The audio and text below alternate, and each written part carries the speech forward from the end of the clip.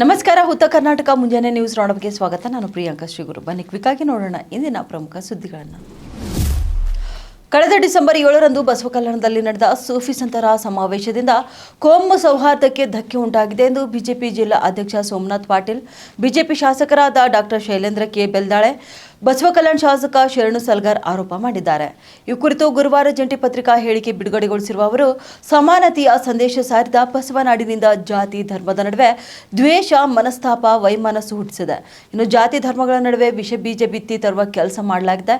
ಈ ಸಮಾವೇಶದ ಸಮಗ್ರ ಅಂಶ, ಪ್ರಮುಖರು ಮಾಡಿದ ಭಾಷಣ ಗಮನಿಸಿದರೆ ಸೂಫಿ ಸಂತರ ಹೆಸರಿನ ದುರ್ಬಳಕೆ ಮಾಡಿಕೊಂಡು ಕಾಂಗ್ರೆಸ್ ಸಮಾವೇಶ ನಡೆಸಿ ಸಮಾಜಕ್ಕೆ ದಿಕ್ಕು ತಪ್ಪಿಸುವ, ಸಮಾಜಕ್ಕೆ ದ್ರೋಹ ಬಗೆಯುವ ಕೆಲಸ ಮಾಡಲಾಗಿದೆ ಎಂದು ಟೀಕೆ ಮಾಡಿದ್ದಾರೆ. ಇನ್ನು ಬಸವಕಲ್ಯಾಣ ಮಹಾತ್ಮ ಬಸವಣ್ಣನವರ ಪುಣ್ಯಭೂಮಿ, 12ನೇ ಶತಮಾನದಲ್ಲೇ ಸಾಮಾಜಿಕ ಕ್ರಾಂತಿಯ, ವಿಶ್ವಕ್ಕೆ ಸಮಾನತೆ ಸಂದೇಶ ಸಾರಿದ ಧರ್ಮ ಸಮನ್ವಯದ ನೆಲೆಬೀಡಾಗಿದೆ.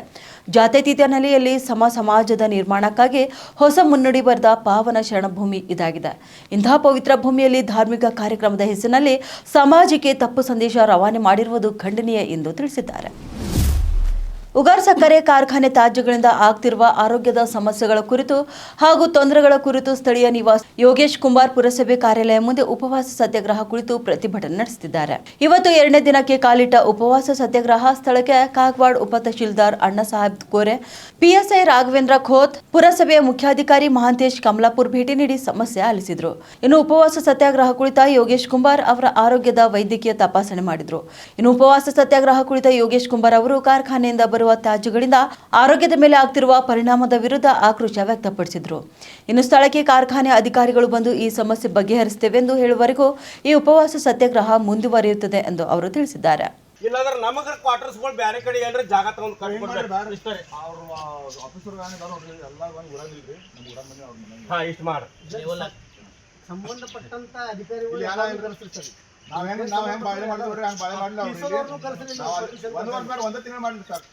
ಸರ್ ಅವ್ರು ಎನ್ವೈರನ್ಮೆಂಟ್ ಡಿಪಾರ್ಟ್ಮೆಂಟ್ ಎಲ್ಲರೂ ಇವ್ರು ಅಟ್ಟಲ್ರಿ ಎಲ್ಲಾ ಡಿಪಾರ್ಟ್ಮೆಂಟ್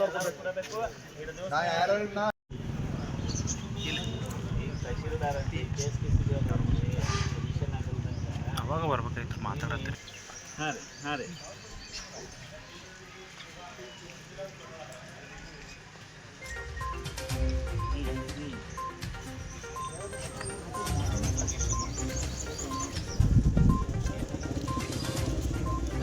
ಬೆಳಿಗ್ಗೆ ಬಂದಾರಲ್ರಿ, ಇನ್ನಿಂದ ಇನ್ನ ತಕ ಬಂದಿಲ್ರಿ, ಇವತ್ತು ಮುಂಜಾನೆ ಬಂದಾರ್ರಿ.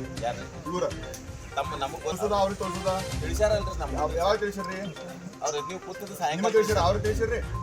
ಅವ್ರಿಗೆ ನಾನು ನೈಟ್ ಮಾತಾಡಿವ್ರಿ ಅವ್ರಿಗೆ. ಸರ್ ಈಗ ಬಂದಾರ ಮುಂಜಾನೆ ಅಧಿಕಾರಿಗಳು.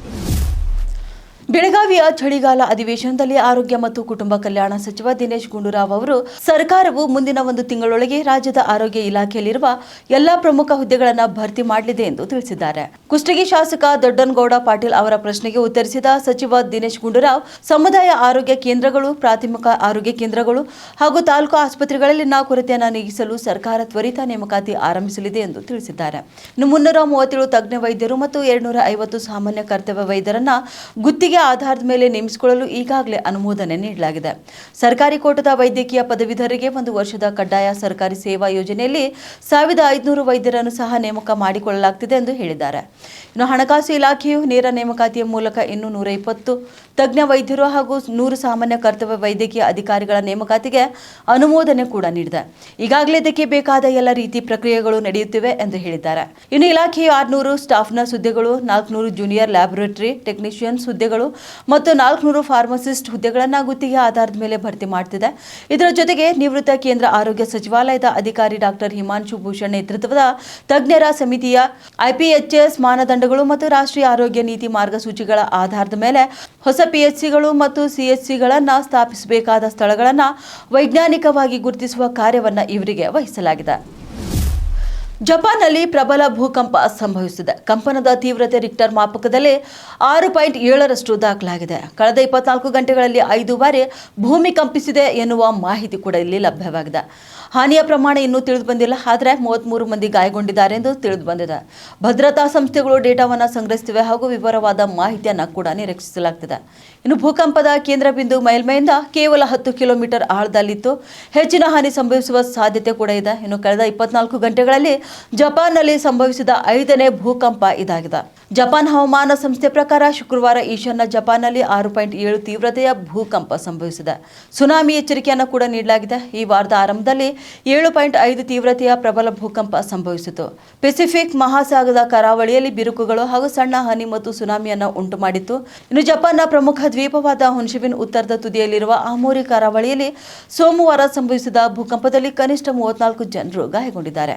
ಭೂಕಂಪದ ನಂತರ ಜಪಾನ್ ಹವಾಮಾನ ಸಂಸ್ಥೆಯು 1 ಮೀಟರ್ ಎತ್ತರದ ಅಲೆಗಳು ಏಳಬಹುದು ಎಂದು ಎಚ್ಚರಿಕೆ ಕೂಡ ನೀಡಿದೆ ಎಂದು ಜಪಾನಿನ ಮಾಧ್ಯಮಗಳು ತಿಳಿಸಿವೆ. ಹಲವಾರು ಕರಾವಳಿ ಪ್ರದೇಶಗಳು ಮಧ್ಯಾಹ್ನದವರೆಗೂ ನಿರಂತರ ಎಚ್ಚರಿಕೆಯಲ್ಲಿವೆ. ಇನ್ನು ಹುಕಾಯ್ಡಾದ ಮಧ್ಯ ಪೆಸಿಫಿಕ್ ಕರಾವಳಿ, ಹಮೋರಿ ಪ್ರಿಫೆಕ್ಚರ್, ಇವಾಟಿ ಪ್ರಿಫೆಕ್ಚರ್ ಮತ್ತು ಮಿಯಾಗಿ ಪ್ರಿಫೆಕ್ಚರ್ಗಳಿಗೆ ಸುನಾಮಿ ಎಚ್ಚರಿಕೆಗಳನ್ನು ಕೂಡ ನೀಡಲಾಗಿದೆ. ದಕ್ಷಿಣ ಆಫ್ರಿಕಾ ವಿರುದ್ಧದ 2ನೇ T20 ಪಂದ್ಯದಲ್ಲಿ ಭಾರತದ ವೇಗಿ ಹರ್ಷದೀಪ್ ಸಿಂಗ್ ಅವರು ಸಂಪೂರ್ಣವಾಗಿ ತಮ್ಮ ಲಯ ಕಳೆದುಕೊಂಡಿದ್ದರು. ದಕ್ಷಿಣ ಆಫ್ರಿಕಾದ ಇನ್ನಿಂಗ್ಸ್ನ 11ನೇ ಓವರ್ನಲ್ಲಿ ಎಡಗೈ ವೇಗದ ಬೌಲರ್ 1, 2 ಅಥವಾ 3 ಅಲ್ಲ ಒಂದೇ ಓವರ್ನಲ್ಲಿ ಬರೋಬ್ಬರಿ 7 ವೈಡ್ಗಳನ್ನು ಎಸೆದಿದ್ದಾರೆ. ಇದು ತಂಡದ ಮುಖ್ಯ ಕೋಚ್ ಗೌತಮ್ ಗಂಭೀರ್ ಅವರ ಕೋಪಕ್ಕೂ ಕೂಡ ಕಾರಣವಾಗಿದೆ. ಆದರೆ ಗಂಭೀರ್ ಅವರ ಈ ನಡೆಗೆ ಸಾಮಾಜಿಕ ಜಾಲತಾಣಗಳಲ್ಲಿ ಆಕ್ರೋಶ ವ್ಯಕ್ತವಾಗುತ್ತದೆ. ಹರ್ಷದೀಪ್ ಸಿಂಗ್ ಅವರ 2ನೇ T20 ಉತ್ತಮವಾಗಿ ಆರಂಭವಾಗಿರಲಿಲ್ಲ. ಇನ್ನು 11ನೇ ಓವರ್ ಎಸೆಯಲು ಬಂದಾಗ ಅವರು ತಮ್ಮ ಲಯ ಕಳೆದುಕೊಂಡಂತೆ ಕಂಡುಬಂದರು.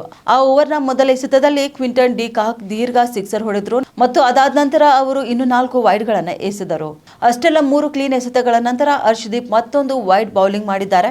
ಇದು ಆ ಓವರ್ನ 7ನೇ ವೈಡ್ ಎಸೆತವಾಗಿತ್ತು. ಈ ಸಂದರ್ಭ ಡಗ್ಔಟ್ನಲ್ಲಿ ಕುಳಿತಿದ್ದ ಕೋಚ್ ಗೌತಮ್ ಗಂಭೀರ್ ಅವರು ಹರ್ಷದೀಪ್ ಪ್ರದರ್ಶನದ ಬಗ್ಗೆ ತೀವ್ರ ಆಕ್ರೋಶ ವ್ಯಕ್ತಪಡಿಸಿದರು. ಗಂಭೀರ್ ಅವರ ಪ್ರತಿಕ್ರಿಯೆಯ ವಿಡಿಯೋಗಳು ಮತ್ತು ಚಿತ್ರಗಳು ಸಾಮಾಜಿಕ ಮಾಧ್ಯಮದಲ್ಲಿ ವೈರಲ್ ಆಗ್ತವೆ. ಅಲ್ಲದೆ ಗಂಭೀರ್ ನಡಿಗೆ ಕೂಡ ಕ್ರಿಕೆಟ್ ಪ್ರೇಮಿಗಳು ಬೇಸರಗೊಂಡಿದ್ದಾರೆ. ಕಾಂಗ್ರೆಸ್ನಲ್ಲಿ ಡಿನ್ನರ್ ಪಾಲಿಟಿಕ್ಸ್ ತೀವ್ರಗೊಂಡಿದ್ದು, ಸಿಎಂ ಸಿದ್ದರಾಮಯ್ಯ ಬೆನ್ನಲ್ಲೇ ಡಿಸಿಎಂ ಡಿಕೆ ಶಿವಕುಮಾರ್ ತಮ್ಮ ಆಪ್ತರ ಜೊತೆ ಸಭೆ ನಡೆಸಿದ್ದಾರೆ. ಬುಧವಾರ ರಾತ್ರಿ ಸಿಎಂ ಸಿದ್ದರಾಮಯ್ಯ ಅಹಿಂದ್ ನಾಯಕರ ಜೊತೆ ಸಭೆ ನಡೆಸಿದರು. ಗುರುವಾರ ರಾತ್ರಿ ತಮ್ಮ ಆಪ್ತ ಗಣಿ ಉದ್ಯಮಿ ದೊಡ್ಡಣ್ಣನವರ್ ಅವರ ಫಾರ್ಮ್ ಹೌಸ್ನಲ್ಲಿ ಆಪ್ತ ಸಚಿವರು, ಶಾಸಕರ ಜೊತೆ ಡಿಕೆಶಿ ಸಭೆ ನಡೆಸಿದ್ದಾರೆ. ಇನ್ನು ಡಿಕೆಶಿ ಸಹೋದರ ಡಿಕೆ ಸುರೇಶ್ ಅವರು ಕೂಡ ಈ ಡಿನ್ನರ್ ವ್ಯವಸ್ಥೆ ಮಾಡಿದ್ರು. ಈ ಡಿನ್ನರ್ ಸಭೆಯಲ್ಲಿ 5ಕ್ಕೂ ಹೆಚ್ಚು ಸಚಿವರು, 40ಕ್ಕೂ ಹೆಚ್ಚು ಶಾಸಕರು ಸೇರಿದಂತೆ ಆಪ್ತರು ಕೂಡ ಭಾಗಿಯಾಗಿದ್ರು. ಇನ್ನು ಸಿಎಂ ಬಣದವರಿಗೆ ಆಹ್ವಾನ ನೀಡದೆ ಡಿಕೆಶಿ ಆಪ್ತರು ಮಾತ್ರ ಈ ಡಿನ್ನರ್ನಲ್ಲಿ ಪಾಲ್ಗೊಂಡಿದ್ದರು.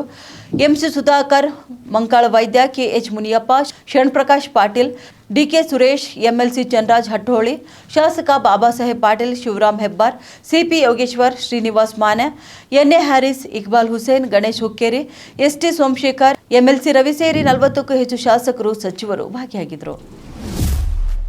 ತಮ್ಮ ಮೇಲಿನ 2 ಅತ್ಯಾಚಾರ ಪ್ರಕರಣಗಳ ವಿಚಾರಣೆಯನ್ನು ಬೇರೊಂದು ಕೋರ್ಟ್ಗೆ ವರ್ಗಾಯಿಸುವಂತೆ ಕೋರಿ ಮಾಜಿ ಸಂಸದ ಪ್ರಜ್ವಲ್ ರೇವಣ್ಣ ಸಲ್ಲಿಸಿದ ಅರ್ಜಿಯನ್ನು ಸುಪ್ರೀಂ ಕೋರ್ಟ್ ತಿರಸ್ಕಾರ ಮಾಡಿದೆ. ಅದು ಬೆಂಗಳೂರು ಜನಪ್ರತಿನಿಧಿಗಳ ಕೋರ್ಟ್ನಿಂದ ಬೇರೊಂದು ನ್ಯಾಯಾಲಯಕ್ಕೆ ವರ್ಗಾಯಿಸುವಂತೆ ಕೋರಿ ಪ್ರಜ್ವಲ್ ರೇವಣ್ಣ ಸುಪ್ರೀಂ ಕೋರ್ಟ್ ಮೆಟ್ಟಲೇರಿದ್ದು, ನಿನ್ನೆ ಅಂದರೆ ಡಿಸೆಂಬರ್ 11 ಈ ಅರ್ಜಿ ವಿಚಾರಣೆ ನಡೆಸಿದ ಸುಪ್ರೀಂ ಕೋರ್ಟ್ ಮುಖ್ಯ ನ್ಯಾಯಮೂರ್ತಿ ಸೂರ್ಯಕಾಂತ್ ನೇತೃತ್ವದ ಪೀಠ ಬೇರೊಂದು ಕೋರ್ಟ್ಗೆ ವರ್ಗಾವಣೆ ಮಾಡಲು ನಿರಾಕರಿಸಿದೆ. ಪ್ರಸ್ತುತ ಕೇಸ್ನಲ್ಲಿ ಹಾಜರುಪಡಿಸುವ ಸಾಕ್ಷ್ಯಗಳ ಆಧಾರದ ಮೇಲೆ ಜಡ್ಜ್ ತೀರ್ಪು ನೀಡಬೇಕೇ ವಿನಃ ಹಿಂದಿನ ಕೇಸ್ ತೀರ್ಪು ಆಧಾರದ ಮೇಲೆ ಅಲ್ಲ.